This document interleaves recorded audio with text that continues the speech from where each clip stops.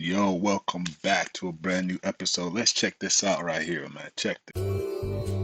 அவ்வாறு நோக்கினால் எவ்வாறு நானுவேன் கண்ணாடி முன்னின்று பார்த்து கொண்டேன் ஒன்றாகச் செய்திட ஒரு 100 நாடகம் ஒத்திகைகள் செய்து எதிர்பார்த்திருந்தேன் எதிர்பாராமலே அவன் எதிர்பாராமலே அவன்